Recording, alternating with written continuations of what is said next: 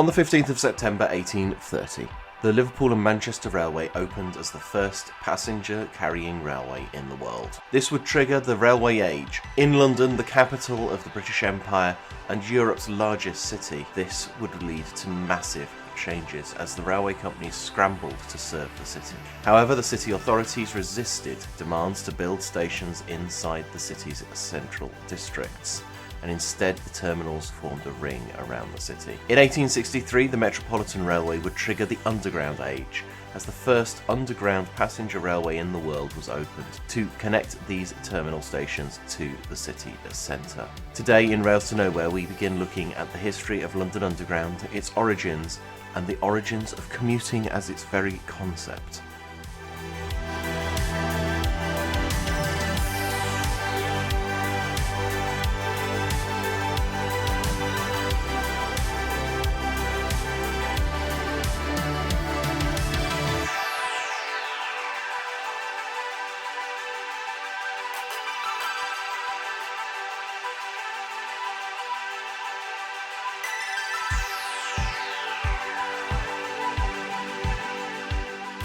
Hello and welcome to Rails to Nowhere. My name is Simon, and as ever I'm joined by Ella. Hello. And today we are indeed talking about my dissertation. We're starting a epic 10-episode series. Ella's pulling faces at the idea we might ever get that recorded, on my dissertation research into the response of London transport to the emergence of the motorcar in the 1930s. So we're drawing on quite a lot of in-depth research that I've done for my MA. We're covering most of the topics that I cover in my actual MA thesis, plus a little bit outside of the scope of what I could fit inside that thesis, just because there's a little bit of background stuff that I took for granted in my thesis, but that's kind of important for us to talk about in this series. This episode specifically doesn't really feature in my MA, it's more sort of the background for those of you who maybe aren't as familiar with London Underground history as I am. So today we're talking about the growth of the Underground, its emergence from the mid-1800s, and how it impacts the city a little bit in the late 19th century to sort of set the stage, because we're mostly, this series is going to be talking about the 1920s and 30s, but we need to understand this sort of first 50 years of the Underground, which we're going to fly through today. It's probably worth at this point pointing out that today the tube only refers to the London Underground lines. They are the ones that appear on the tube map themselves and generally are not done as two parallel lines. These are the solid ones. Yeah. There are other things on what we would now call the tube map, but the tube, at least as we're going to be discussing it, will only refer to these original lines and original companies, not extra systems like the DLR, Overground, Thameslink. Yeah. And other systems that have been added on. Even though a lot of people do refer to these other systems as part of, quote, the tube, they are not going to be referred to as part of this. We're talking pretty much anything that was on the tube map sort of pre-2000, excluding the DLR, which I know was on the tube map by that point. So I said that this was what I'd studied for my MA thesis, which means that this is something I've looked at in detail, and part of the detailed research I've had to do is justify why it is I would talk about this, why this is something we need to talk about. That's something you have to do with any sort of study like this, is you have to think about, well, why is this a relevant topic of study? And I think it's quite an important bit of discussion, because we're really talking about undoing a lot of what happened in the 1920s and 30s, or what started in the 1920s and 30s right now. We've got things like low traffic neighborhoods, 15-minute cities, all of that sort of in the news right now, and that's the sort of stuff that begins to disappear in the 1930s, because driving everywhere is not the default state for urban transport for the vast majority of cities' existences. No, it's important to remember the motor car has been only around in public accessibility since really the end of the First World War, as a thing that most people can actually purchase and access as a form of transport. Prior to this, yes, they did exist, but it was generally reserved for very well-off people rather than what we would now describe as an average middle-class person. Because don't forget, those are the main targets of a system like the Underground as well, not your working class people who are working manual jobs. These are people who are commuting in and doing that sort of work. Yeah, and we're going to talk a little bit more about the motor car in a later episode, but yeah, they generally don't exist. They come into existence, actually, interestingly, the first motor cars come into existence broadly the same time as the railways are first developing, but they don't become marketable to many people until post First World War. Obviously, we always like to throw around the Ford Model T as the turning point. It's actually much more complicated than just the Model T appears, Yes. which we'll talk about in a later episode. But that's the good sort of benchmark. It's the early 1920s where it really begins to take off. We're also in kind of a significant year for talking about London Underground history, railway history generally, ownership of railways, because we're 160 years from when London Underground first opens. So the Metropolitan Railway opens in 1863, which is 160 years ago this year. We are on the anniversary of the foundation of London Transport in 1933 as well. So that's 90 years ago that the London Passenger Transport Act is passed and London Transport comes into being. We're also the anniversary of the foundation of the Big Four and British Rail. Yep. So it's kind of pertinent to be talking about railway ownership, nationalisation, because London Transport goes from being private companies before 1933 to what we term a quango today, I guess, in 1933. It's an interesting organisational structure, and we'll talk a little bit more about that in a slightly later episode when we get to talking about the passage of the London Passenger Transport Act. And we're also in the midst of the attempts to form or discussions about the formation of Great British Railways, which is the potential next iteration of mainline operations. So I think it's really interesting to be talking about how urban transport's developed, what's some of the thinking that's happened in the past regards ownership, nationalisation, all of that sort of stuff, and sort of moving the conversation forward by looking at how we've ended up where we have. It's very much a good time to be thinking about how we conceive of transport as well. Obviously, with all the environmental concerns that are going on, as well as systems like HS2 also being built, it's certainly worth thinking, how do we consider transport from every single level, because what we currently have is generally believed to be unsustainable. Yeah, so it's very important that we're sort of thinking about the future, but as we discuss in our historiography bonus episode, you can't really think about the future without understanding the past. Which, on that note, we should talk a little bit about the literature that kind of exists. We're not going to do a full-on literature review for the topic. We'll talk a little bit more about the literature that does and doesn't exist and the strengths and weaknesses of it as we go through. I thought about having this episode as basically being my introduction to my dissertation and sort of have a full-on 2,000 word literature review, and I thought that might not sit so well with our audience. It's probably a little heavier, too academic for what we're trying to do here. But we'll have a sort of overview and we'll talk a little bit more about stuff as it crops up as we go through the series. And to the academics listening, if you do want the heavy details, check the notes. There's stuff in the notes. Yep. And also hop on the Patreon. There will be things on there, obviously. Yep. And you can email us at contact@railstonowhere.co.uk. I'll put that in the notes as well if you want to get a more detailed list of the sources I used for my dissertation. So London Transport, like British Rail, like a lot of railway history, it's got a lot written on it. London Transport specifically has loads of stuff written on it, but a lot of it falls into two categories. You've either got technical stuff written about it, so you've got things written about how trains work and how the underground functions, how train stops work. We talked about train stops in our last episode, how the electrical system functions and all of that, which is all well and good, but it doesn't really give us any sort of analytics on the history. It's just sort of giving us facts and figures of when lines open, how the technical stuff functions. And you've also got a lot of sort of descriptive history. So you've got books like Rails Through the Clay by Alan Jackson, which is basically just here's a list of when everything's happened. And those, don't get me wrong, those are useful, they have their place. But again, they're not giving us the analytics. That's where the vast majority of writing on London transport history exists. Partially because it is designed for a sort of more consumer audience and a general interest history, which is fine. That has its place within the discourse. But what London Underground history and London transport history more widely sometimes suffers from is a lack of analytical history and sort of tying it together with the exterior forces that are going on. In our last series on technology, I'm always talking about politics and the exterior forces that are occurring, and we're going to cover that again a bit in this because it's important to understand how the railway is placed within the world. Yes, these systems are not isolated systems. The world is not a series of isolated machines. Yeah.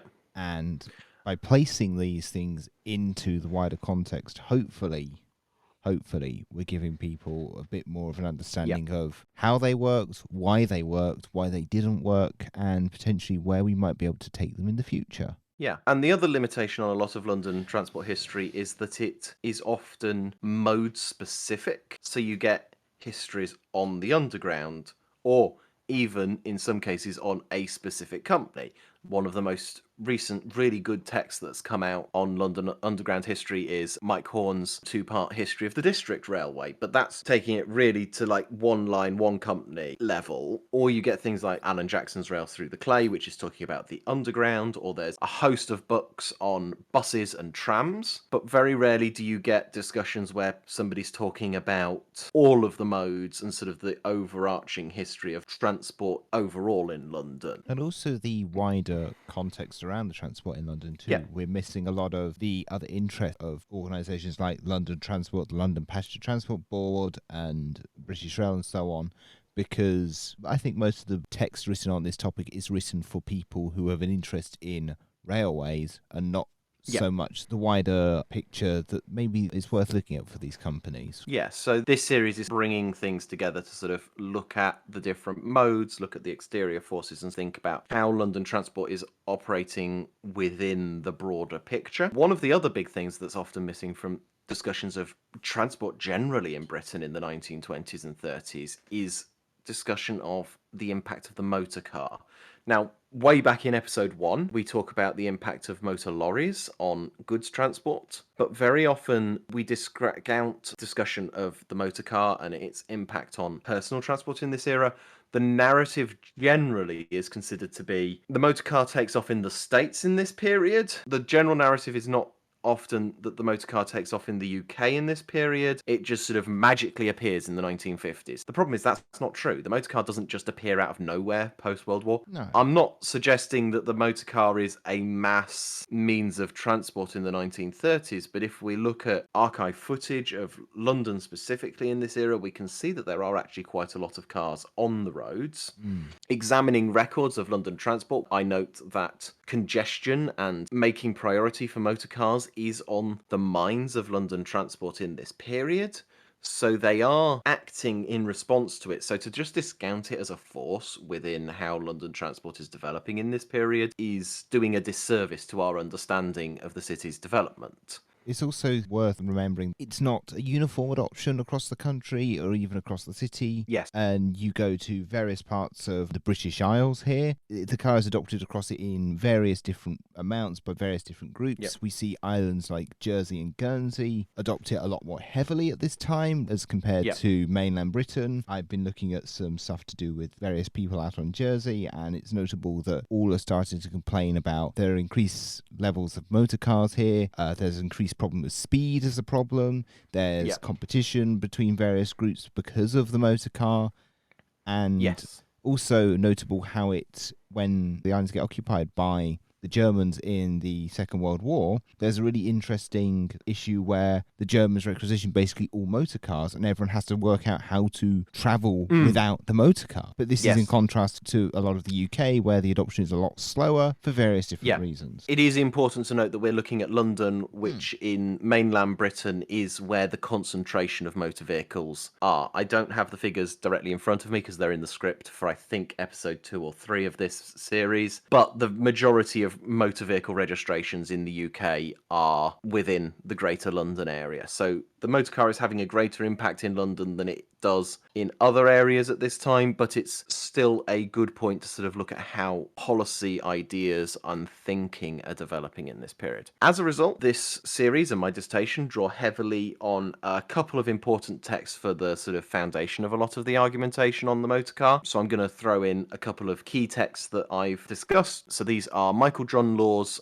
2 papers, The Car Indispensable and The Experience of Suburban Mobility. These talk about the hidden impact of the motor car that's occurring in London in this period and sort of how that's actually much greater than a lot of the other texts talk about. We've also got Peter Scott's The Making of the Modern British Home, which sort of talks about changes in housing preference, housing design, the growth of the semi-detached house, but also actually the growing ability of the upper working class and the lower middle class to access suburban life in this period, because we again often sort of think about suburbia as being a middle class thing, and that's often how it's portrayed in the 1950s, because it's portrayed as a way of bettering yourself. But actually in the 1920s and 30s we find a lot more access to these slightly nicer ways of living for a lot of people in this period. So we're going to be talking about how this era lays the ground for the post-war shift to the motor car and the era of the motorway in the 1950s and 60s. Something which I argue would happen in the late 1940s, early 1950s if it wasn't for the Second World War, and that the Second World War just pushes that back by sort of 10, 15 years until the money becomes available again to make that able to happen.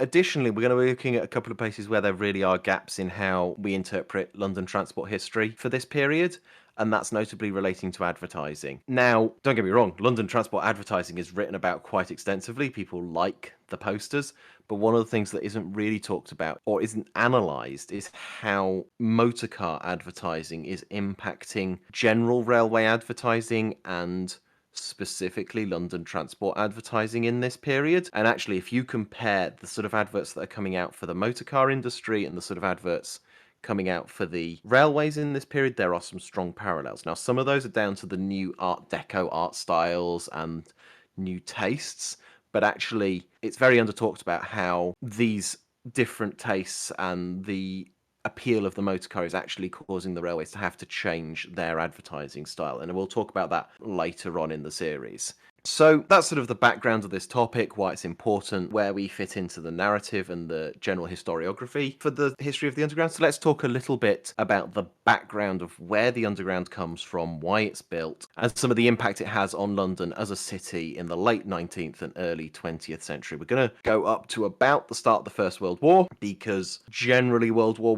I forms a sort of boundary in a lot of railway history and as well in London Underground history. There's a lot of ownership changes in the late 1910s, so it's a useful boundary to sort of use between sort of early London Underground history and mid-London Underground history, really. The first passenger carrying railway was the Liverpool and Manchester Railway, first opening in 1826 and carrying passengers between Liverpool and Manchester. They're really imaginatively named, these Victorian railways, aren't they? I know. This ushered in a major change in the attitude of how railways would work and what they were conceived to be used for. Priorly, they had only been conceived as a goods carrying system and mostly for short distances in and around localities. But now they're seen as a long distance means of transport and for carrying valuable cargo, namely people. Yeah. It's important to note this lacked a lot of modern things we would ascribe to railways now. For example, there was no such thing as signalling. Instead, trains were very much regulated off the principle of the policeman, who would have a watch and time of departures and just would hope that the prior train had cleared the section in front of them. It's also the railway with the first major accident that gets reported on, but I'm sure you've all heard that story time and time again. Yeah, so we get our passenger carrying railways, and in 1836, the passenger railway comes to London. So it's 20 years after the Liverpool and Manchester.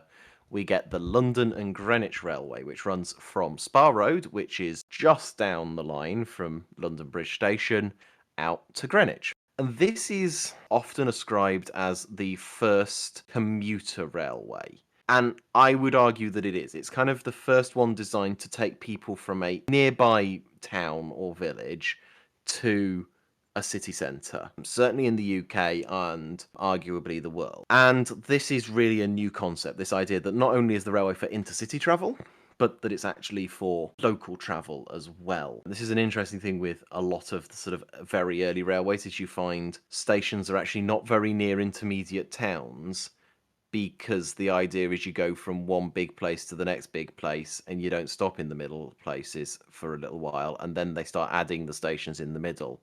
So if you go on like the West Coast main line between London and Birmingham, you get a lot of places like Leighton Buzzard and Cheddington where the station is not very near the town centre or the town or the historic town, because the railway didn't originally stop there. It just went from London to Birmingham, and then later they've added the infill stations on the nearest bit of railway to wherever the population centre was. But the arrival of the idea of suburban commuting by railway really ushers in a revolution in urban transport and how people travel around cities. Journeys that previously would have taken hours by stagecoach or horse and cart suddenly take 30, 40 minutes by train. And it really ushers in this idea that you can work in the city centre and live in a town out of the city centre. And again, this is very early on. It's a thing that richer middle class clerks and clerical staff can access as sort of the base level of people who can access this, and higher ups can obviously access this sort of service. But very quickly, the railways begin spreading out from major urban areas such as London, such as Manchester, such as Liverpool. And very early on, they're required to offer something called workman tickets, which means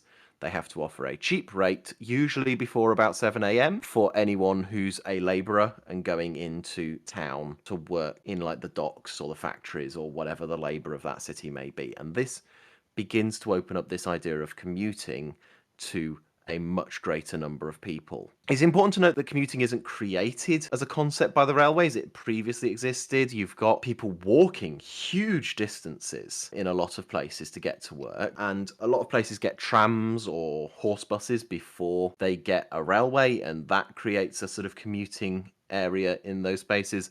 But the railways really expand the areas that commuting can occur from. London could never have reached the size that it has if it wasn't for sort of the ability to commute by railway. Yeah. If you would like to see good examples of early commuter systems, commuter towns, a good place to look is actually the eastern seaboard of America. In a place like New York, you'll see various neighborhoods that were built up around the idea of what they call the streetcar, and then, which was obviously stopped quite frequently and often were horse-drawn or cable-hauled. Then the idea of then you see other boroughs popping up around railway stations on the subway, and later on also the intercity lines in and out of the city. Yep. And you can see all these different neighborhoods pop up, and in general, what you can see, especially with the streetcar suburbs as they're called, in general there's about a 10-minute walking radius between each station and in that area, and that kind of gives you an idea of just about how far the average person would be willing to walk to access this service. And you see that a lot on the sort of places like the Southern Railway, where you get a high density of mainline stations in South London, because that's a railway that is being built for the idea of commuting. So London and a lot of cities see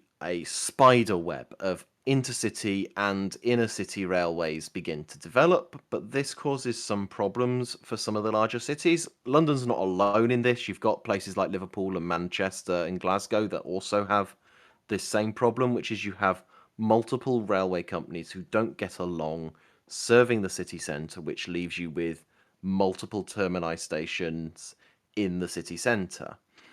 The problem London has is that it is already at the start of the Industrial Revolution much bigger than any of those other places were. It is, I think, the biggest city in Europe at the start of the Industrial Revolution, certainly one of the biggest cities in Europe. So it's already a much bigger space than any of the other cities in the UK. And the City of London authorities do not permit the construction of any surface level railways into the historic centre of London in this era. That's for a variety of reasons, but the net result of that is that you end up with this ring of railway stations around the perimeter of central London.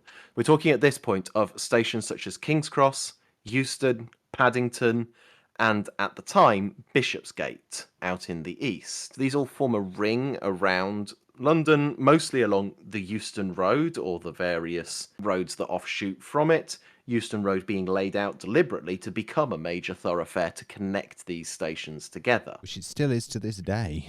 Yeah, but the problem with this is it means you turn up at London, and if you're at King's Cross, you're a little way out of the city, and if you're at Paddington, you're a really long way out of the financial district of London. Still to this day, Paddington has people who argue that it isn't a central London terminus because it's so far west. Yeah, made better by Crossrail, but still it's an incredibly inconvenient station to access. So enters a gentleman called Charles Pearson, and he proposes the idea of building a below-ground passenger railway, a Metropolitan Railway, if you might. And He proposes that this should run from Paddington out in the west and should run through to the City of London, and he gets backing from the Great Western Railway financially. It's a little bit unclear. Some of the history suggests maybe the Great Western thought they were going to be able to take it over, or that they were just wanting their trains to run over it. But in 1863, it's been built, it's been dug, it's been constructed, and it opens, initially running with Great Western trains running through it, built to dual gauge. So you've got Brunel 7-foot gauge and standard Stephenson gauge in these tunnels, which to this day means you've got some very wide tunnels on this northern section of the Metropolitan line. We'll have a cursed railway. I love the early pictures. You think like maybe it's Victorians not getting perspective quite right and they've drawn really wide locomotives. But you realise actually no, it just is really wide locomotives. It's just a really wide locomotive. Broad gauge trains look so weird. And this is really a game changer. It's, as I say, it's the first urban underground railway in the world. This is why underground railways are called metros, because it comes from the Metropolitan Railway. It's important to note railways have had tunnels and so on to this point, but this is the first railway deliberately constructed to go under the ground and run basically its entire length underground. Yeah, and specifically within a city. So it's less intrusive than the surface level railways, which gets it the ability for the City of London to give it the authority to go into the City of London, although it initially only terminates at Farringdon Street, which is actually a little bit short of the present day Farringdon Station. And if you're familiar with where Farringdon Station is, it's only just on the limits of the City of London, so they're still a little hesitant initially. It's also quite disruptive to build at this time because construction methods are very basic. This is the classic cut and cover method. For those who don't know, you dig a hole, you put your train down, you build an arch over it, you cover up the arch and the train. Yeah, so this is why this early section of the Metropolitan Railway follows Euston Road, because it's built down the middle of Euston Road, because you've got a nice big wide road. You don't need to buy any buildings, you don't need to knock them down, etc., etc. This leads to a massive proposal for railways across London, including a proposal for a circular railway, known now as the Circle Line, for which the Metropolitan Railway founds its own company, the Metropolitan District Railway, to help construct the southern half. We'll get back to the MDR slightly later.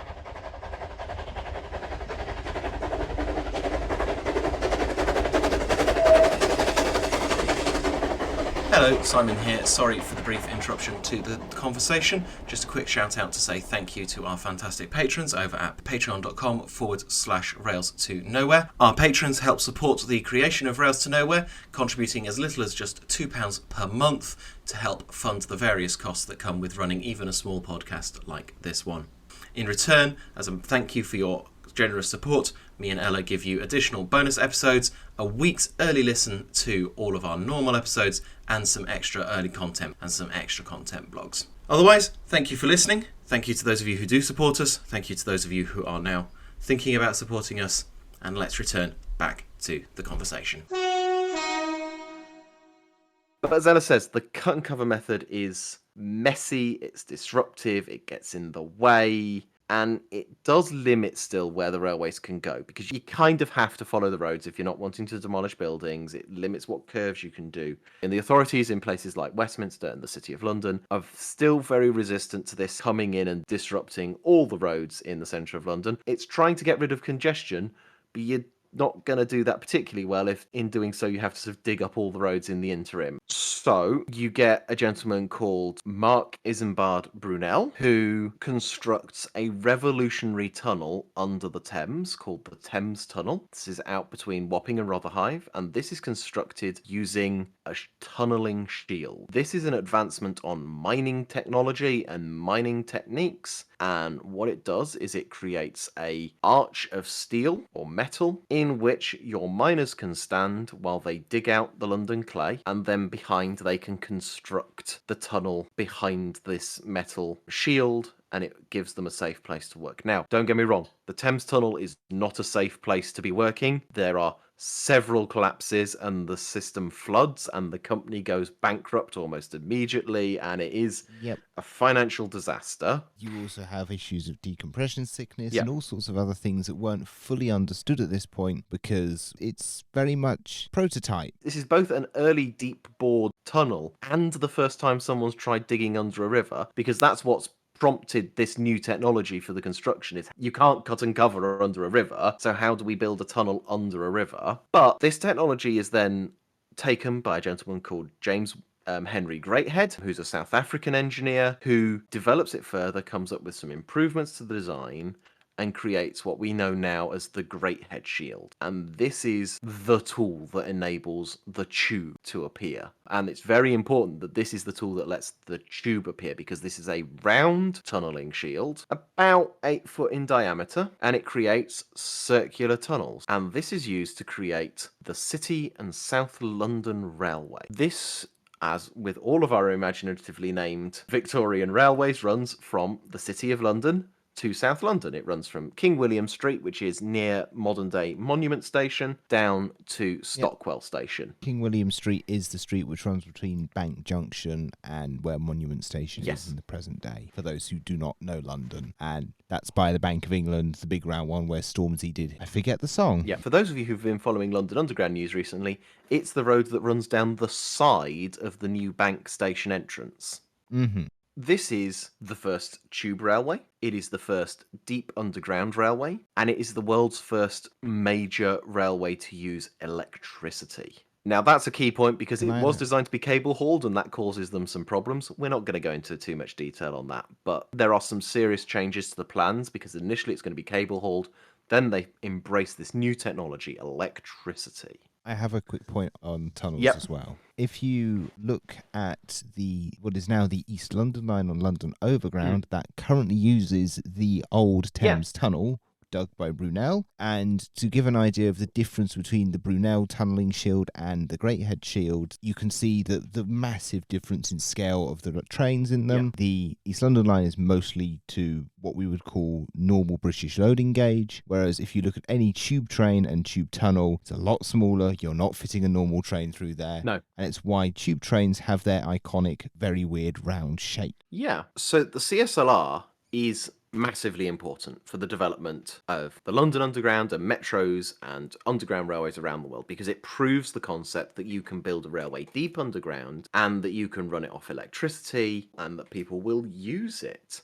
And so this gives a massive boom to proposals for underground railways, but it's also the first time that an underground railway in London has been proposed to run to the suburbs.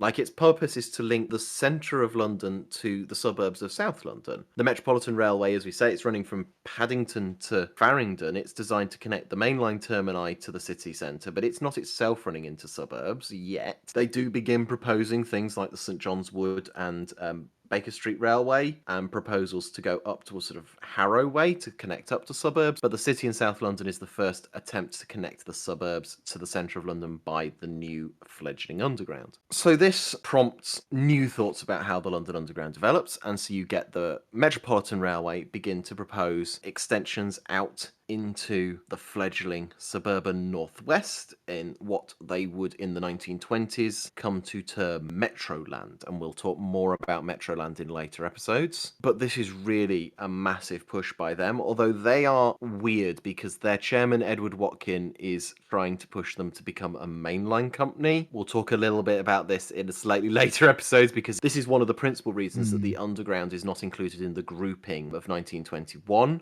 which we talked about way back in episode 1. But they're trying to build a railway out towards Birmingham. Edward Watkin has some mad ideas. He wants to connect Birmingham to Paris through the Metropolitan Railway. It's really interesting history if you want to read up on it. But this means the MR is pushing out towards places like Harrow and Rickmansworth, and this puts them in a very unique position because, like all railways, they have to get an Act of Parliament to be constructed. They have to purchase land, they have to negotiate with landowners, and they have to build their railway on that land.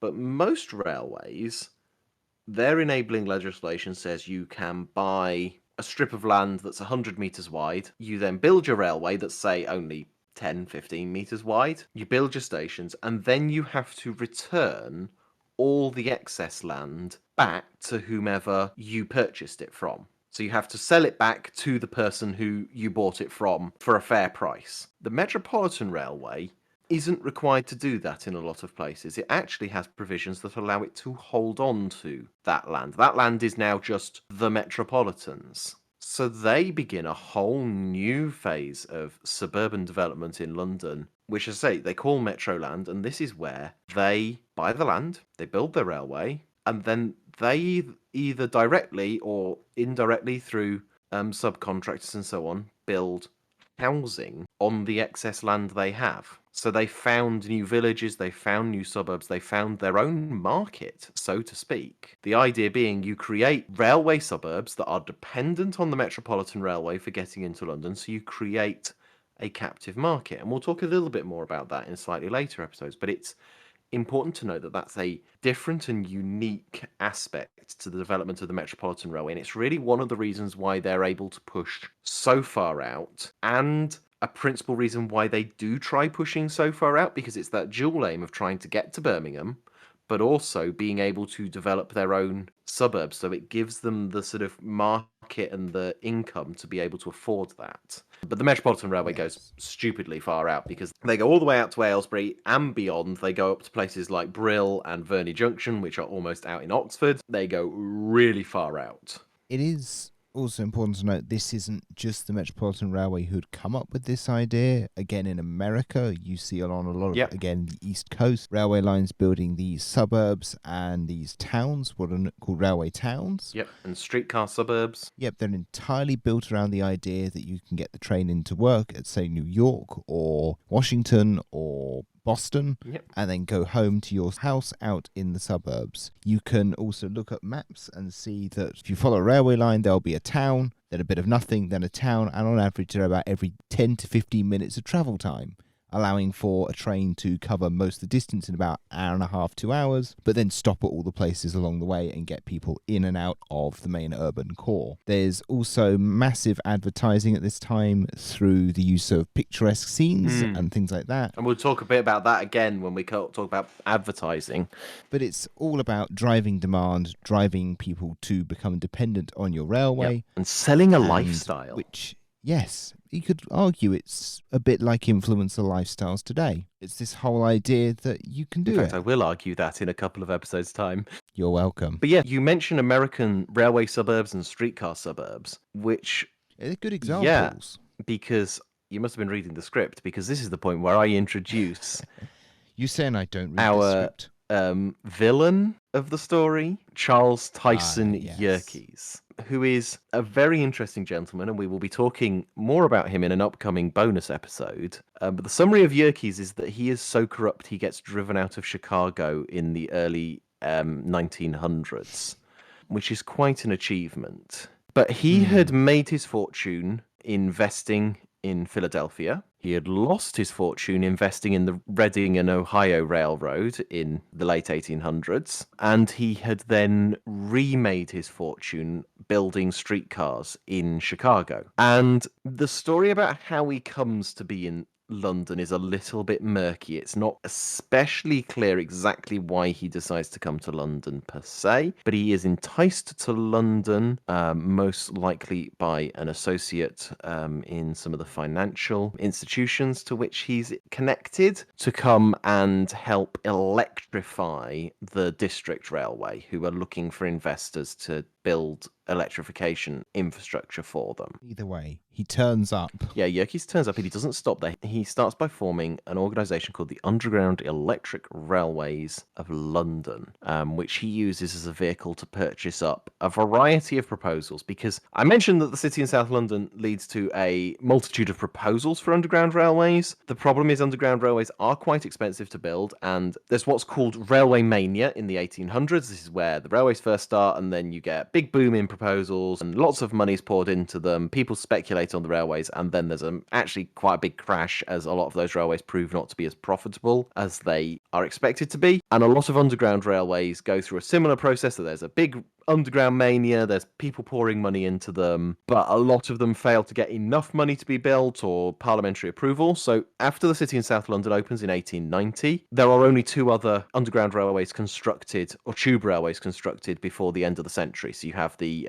Waterloo and City Railway, which opens shortly after the city in South London. That's sponsored by the London and South Western Railway. It's their connection from Bank to Waterloo. And you have the Central London Railway, which opens in 1900, which runs east-west from Bank to Shepherd's Bush. But you get loads of railway proposals which can't raise enough finance. So Yerkes comes in, and he buys up 4 railway proposals. These are the Charing Cross, Euston and Hampstead Railway, the Great Northern and Strand Railway, the Brompton Road and Piccadilly Circus Railway, and the Baker Street and Waterloo Railway. He also ends up buying the Metropolitan District Railway and integrates them all into the Underground Electric Railways of London and the Metropolitan District Electric Traction Company, which are designed to bring these schemes together and electrify the railways. These proposals that he buys up, he forms into 3 tube railways. So he connects the Great Northern and Strand and the Brompton Road and Piccadilly Circus Railways together into the Great Northern, Piccadilly and Brompton Railway. He pushes for the Charing Cross, Euston and Hampstead Railway to go even further than it had initially been proposed. So it had initially been proposed to go from Charing Cross up through Euston, Camden Town, and out towards places like Hampstead. He pushes it even further out towards Highgate and towards Golders Green because he has built streetcars out to new streetcar suburbs in Chicago, and he sees this as a way of creating new railway suburbs in London that will be dependent on his railway to bring in money, because that's what he's after. So tried and true method, may as well try it. And these all open in a big bang between late 1906 and early 1907. All these railways open, and they form the Bakerloo, Piccadilly, and Hampstead tubes, as they are known at the time. And this is really the first network of lines in London, because you've got the Metropolitan Railway, which is an independent company. You've got the City and South London Railway, which is an independent company. Same with the Central London. They're all independent companies running their own lines. The UERL, or the Underground Group, is the first network. They're technically still independent companies. You technically still need your separate ticket for the Bakerloo Tube and the Piccadilly Tube, but they're a network. They are owned by the same people, and they have a joint identity. So if you've ever traveled around London and seen sort of red underground stations from the sort of 1900s, they've got dark red tiles on the front and arched windows. These are Underground Group stations. They're designed by an architect called Leslie Green. We'll talk a little bit more about this in a slightly later episode, but he's commissioned to design the stations for the Underground Group. He designs a standard template of station that is built across 46 locations, providing a network identity to the Underground Group. So much so that even to this day, it's basically a Leslie Green station. It's the byword for a 1900s underground station. There's recently a production being filmed in Greenwich that built a tube station to be designed for during the war, and they use a Leslie Green frontage because that's just your byword, early underground station. Yep. And to this day, I think a lot of people will recognise that red tiling and the particular arches as one of the many iconic styles of the Underground. Yeah. And to the point where I think you look at people, when they come for London and they spot one of those, they go, I know what that is. That'll be an Underground station, without even knowing that it's the Underground, because it's a station design that I think it's surpassed what it was originally intended to be. And Yerkes is really keen on electrifying these railways using modern technology, capitalising on what's known as the sparks effect. So the idea that modern technology, in this case electricity, therefore the sparks of electricity, draws people to this modern technology. And this is going to be a running theme we talk about through this series, because this is one of the big impacts the motor car will have in later decades. So he pushes for that. He pushes for electrification of the District Railway. It is his Metropolitan District Electric Traction Company that pushes for the 4-rail electrification system that the London Underground uses. The Metropolitan Railway initially actually were looking at potentially having overhead electrification for their scheme and a couple of other schemes. They could probably do it. They had the tunnel. Yeah. One of the big things that Yerkes does is he puts a kick up the arse of a lot of British railway establishment. His American management style is very different, and his company is run very differently to a lot of UK railways. Dr. David Turner talks about how there was a malaise in UK railway management in this period. A lot of texts talk about this as well, because there's a lot of internal promotion. And don't get me wrong, internal promotion is not per se a bad thing, but pretty much all of the managers in a lot of railway companies were just internal employees, which means there's a lot of sort of stagnation in development and ideas of what's going to be done. Again, in our BR Tech series, we kind of talk about that because you get some stagnation towards the beginning. It's only when they look externally at the airline industry, you get sort of radical ideas like the APT. And you get the same here. A lot of the management are just looking at what's been done before and they're just wanting to build on that. And then Yerkes comes in, he says, no, we're going to do these electric trains. We're going to borrow this technology, the electric trains from the States. He also doesn't have the same hang up of buy British that a lot of British railway companies do at this time. And he just goes, well, these companies in the US, Westinghouse and whatever, they know how to do electrification. This company in Germany is really good at building electric components. So he just buys the best equipment from where he can find it because he's not so concerned about just buy British, where a lot of electric component companies are a lot more fledgling. So he purchases German equipment, he purchases American equipment. Is the reason why a lot of trains from this period, the actual physical trains, look very American in their styling with the classic, I forget the style of roof it is, but you look at a standard stock train, Clestrey roof, I think is, I don't know. People correct us. It's a very common style of train design in America and also on the continent, and he imports it because he sees it as the technology and the future. And he commissions a lot of American carriage builders to sort of design and style these trains, so they just design and style what they are.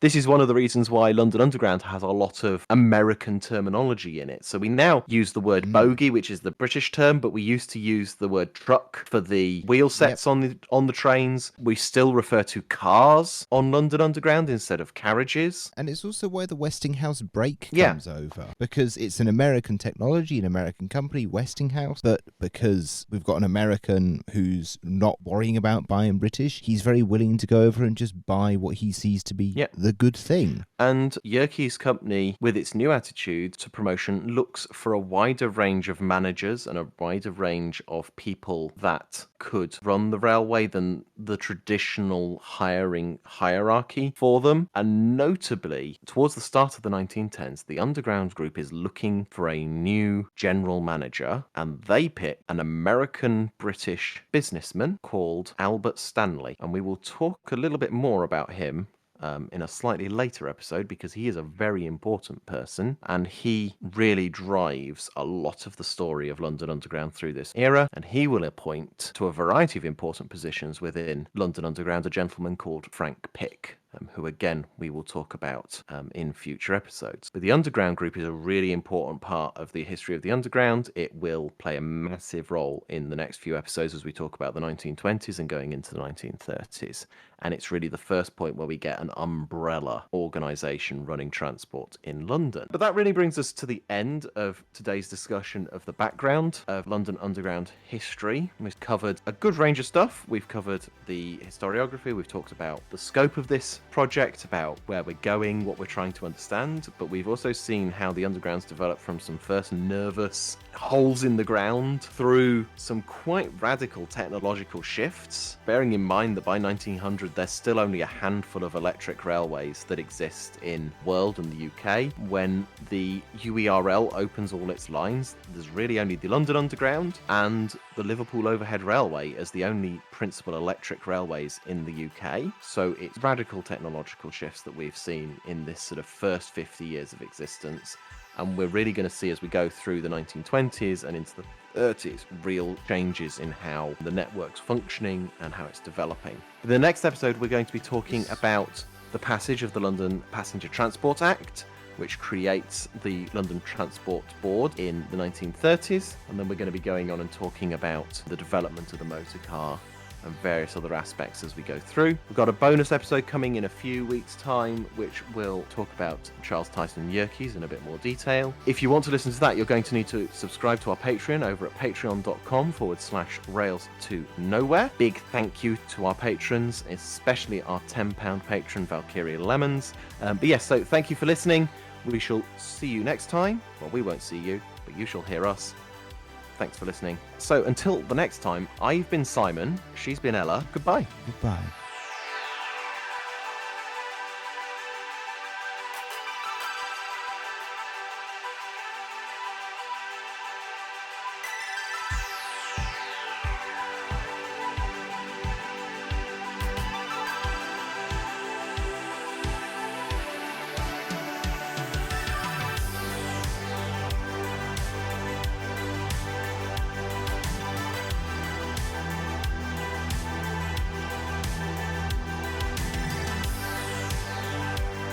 This episode of Rails to Nowhere was presented and produced by Simon Sardis & Co. and Eleanor Ashton.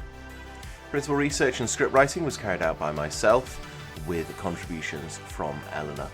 All sources are listed in the script. Rails to Nowhere is brought to you by our fantastic patrons over at patreon.com/Rails to Nowhere, especially our £10 and above patron, Valkyrie Levens. Without their support, Rails to Nowhere couldn't happen. And if you'd like to help keep this podcast on the rails for as little as £2 per month, then you can do so over at patreon.com/Rails to Nowhere. Until next time, thank you for listening and have a good day.